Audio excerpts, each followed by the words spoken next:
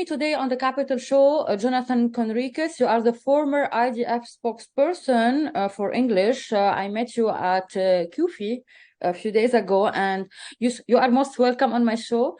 You spoke about recent sequencing process carried out by Hezbollah. Can you put us in the loop? Yeah, so first of all, thank you for having me. It's great. It's a good opportunity, and I love what you do. Thank you so much. Listen, what Hezbollah is doing along the border is very strange, because over the last month and a half, Hezbollah have been doing different provocations against Israel in different parts of the border.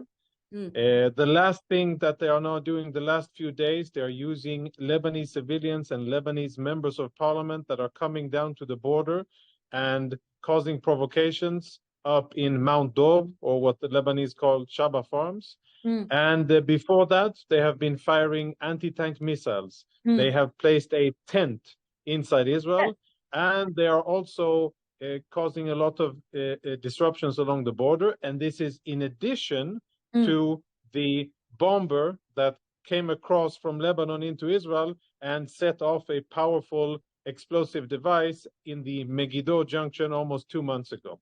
So how can we make sense of this? We see Hezbollah behaving differently. We see odd behavior. And then you ask yourself, why is Hezbollah doing what they're doing? I think that there are two possible answers. One possible answer is that Hezbollah is desperate to remind people in Lebanon and people in Tehran and people elsewhere that they still exist and that they allegedly are there to fight against the Zionists. Because otherwise, people may forget that that is what Hezbollah claim that they are doing, that they are not only want to control Lebanon and only want to care for the Shiites, and they're only focusing on getting more and more power in Lebanon. Because if the real reason for them to exist is to fight against Israel, then they have to do it. And maybe their last actions is about this. The second possible... Go ahead. Yeah, the second possible reason is maybe that they are unhappy and they are feeling pressure from Israel, where Israel is building along the border on the Israeli side of the blue line, and perhaps interfering with Hezbollah's plans for the future, making it more difficult for Hezbollah to attack across the border, because the Israeli military is looking at Hezbollah's plans, what they want to do, and is building fortifications, fence, wall, and other things along the border. And maybe Hezbollah is not happy with this, and they are frustrated, and that is why they want to perhaps mix things up.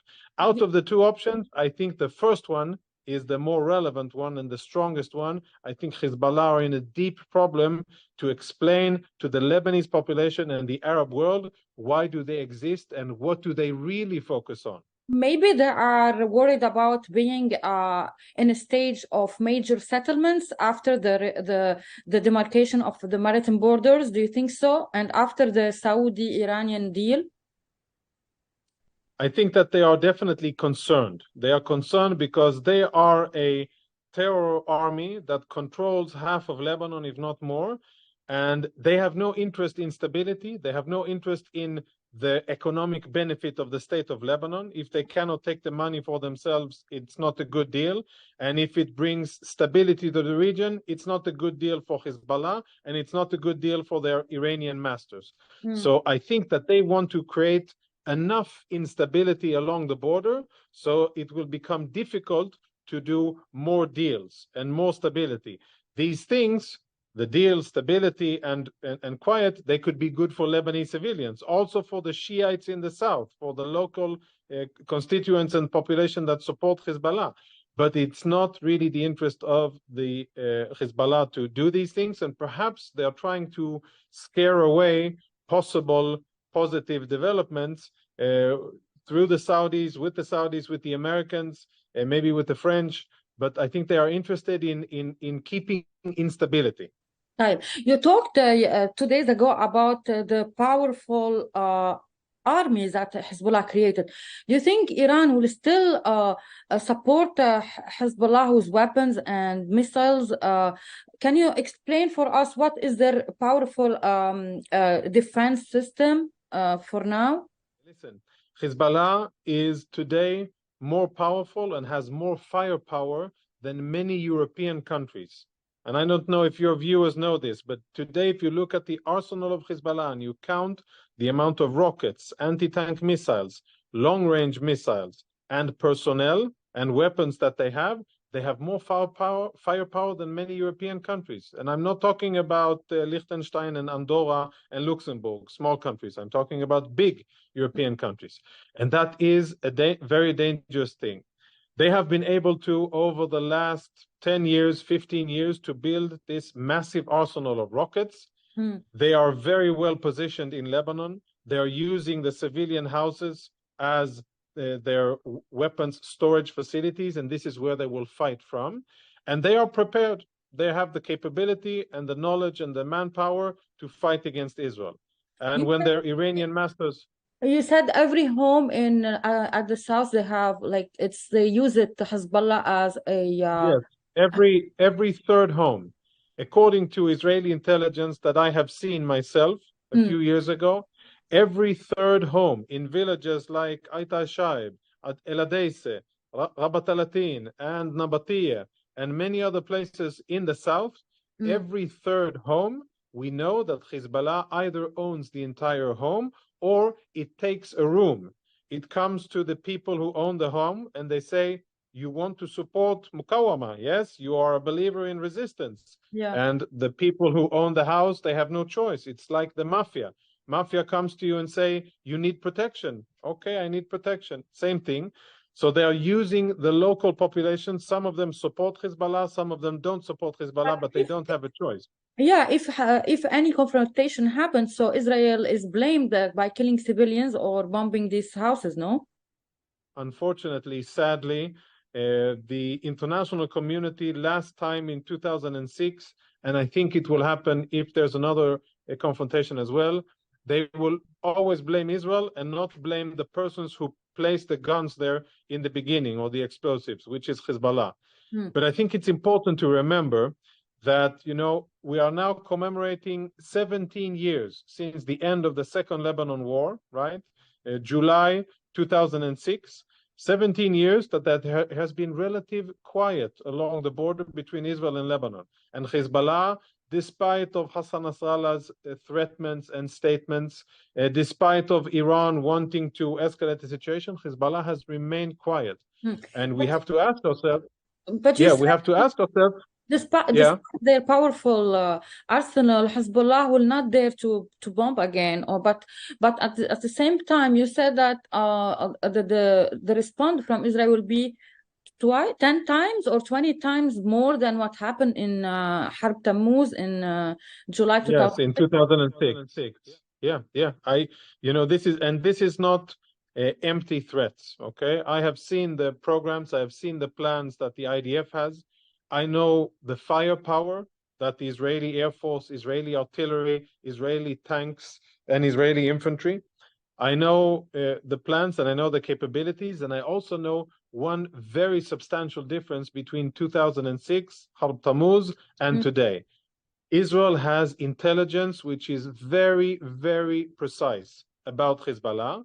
And in a few cases, Israel has also demonstrated to Hezbollah how precise the intelligence is in order for them to understand that if they make the decision to start attacking Israel, then Israel today, unlike what happened in 2006, has totally different capabilities, and Hezbollah will pay a very heavy price. Now, I don't usually walk around threatening a lot, okay? But I think it's important for your viewers to know that Hezbollah probably takes this into consideration. They probably know that the destruction that they faced in 2006 after 34 days of war will pale in comparison to what will happen in southern Lebanon, in Beirut, in the valley up in the north.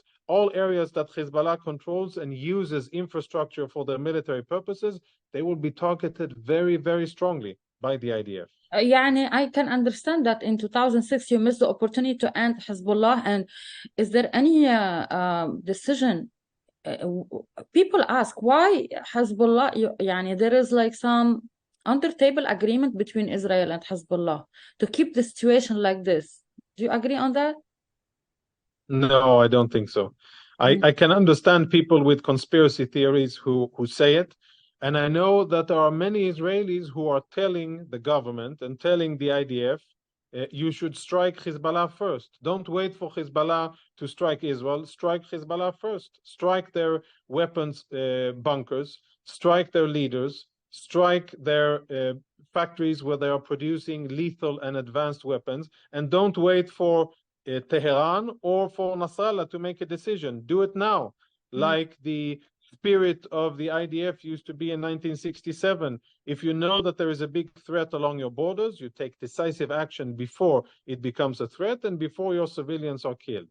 So I think that the IDF has this ability, but I think that the government of Israel is very, very careful, very cautious, and it does not want civilians to be killed, because we all understand if there is fighting between Israel and Hezbollah, civilians in Israel and civilians in Lebanon will be killed. And Israel wants to avoid it. Is now the confrontation has a new aspect, like a technological aspect? I mean, Hezbollah is a serious enemy. Israel is a very serious country. We both have access to technology. Of course, you cannot compare the technological capabilities of Hezbollah and those of Israel, but definitely both parties, we and them, are introducing more and more technology. Talking about cyber warfare, we're talking about drones, UAVs and drones, which are now becoming more and more involved in the fighting, those packed with explosives, those without explosives. And we're also seeing that Hezbollah is working very hard to acquire ground to air weapons against aircraft. We see them try to obtain these weapons because they understand very well that the biggest advantage that Israel has is Silah al-Jaw, right? It's the Air Force, which is very, very powerful and will make a very big difference on the battlefield. So Hezbollah is working in order to obtain new technological and advanced weapons. Part of it, by the way, they are acquiring from Ukraine, right? There are weapons being provided by the West to Ukraine in order for the Ukrainians to fight against the Russian invasion. Some of those weapons are confiscated, caught, or sold, or whatever, and they make their way towards the Middle East to the hands of Hezbollah. This is very, this is new. I never heard about it. So, unfortunately, it's happening, and it's a concern for Israel. I have a and question. It should be a concern for everybody who is who knows what Hezbollah is. Tai, what is the analysis about what Prime Minister said, Najib Mikati? He said that he offered a demarcation of the land borders. Is these just like bubbles, or there is seriousness about this offer, if we can say? You know, when I was a liaison officer to UN forces in Lebanon 10, 15 years ago, I was part of a committee that was dealing with demarcating the border and preparing the options for negotiations between Lebanon and Israel to decide about the blue line and to turn it into an international border agreed by the countries. Let me tell you, there are no big issues between Israel and Lebanon. We are not talking about Jerusalem and Judea and Samaria. There are no really important holy sites. There's small issue of water, the Wazani stream, but it's very easy to resolve. The only thing that needs to be dealt with is, and it will be part, of course, of a bigger acknowledgement that Lebanon has to say, first and foremost, we acknowledge that Israel is here, that Israel is a sovereign state, and Israel has a right to exist. Without that, it's very difficult to do an agreement about the border, because any agreement between any two sovereign countries, it's first and foremost, okay, I understand and I see and I recognize that you are there. You are my neighbor. I may not love you, but I understand that you are there. We are willing. Israel is willing to tell Lebanon, okay, we may not be friends. Inshallah, in the future, we will be friends and have peace and have commercial relations, and it will be great for Lebanon and probably also good for Israel. And the Lebanese will be able to see the amazing economy that Israel is and what Israel has been able to build over all these years. And we have extended that many times, and it will be very good for Lebanon.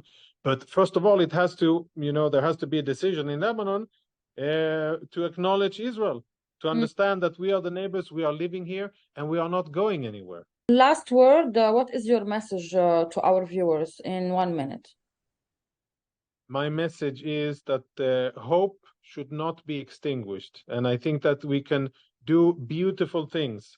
We should go beyond allowing a Iran-controlled militia to manipulate Lebanon and to hijack Lebanese interests for the sake of crazy religious people in Tehran. It should be a Lebanese interest to go forward with good relations with Israel. The moment that happens, that will be a blessing for Lebanon and for the region. Exactly. Jonathan Conricus, thank you so much for your time. Thank you for being with us. Thank you. My pleasure. Hey, Maria Malouf here. Please click to like and subscribe to Maria Malouf TV YouTube page and catch our hottest interviews and most compelling analysis. You will not get it anywhere else.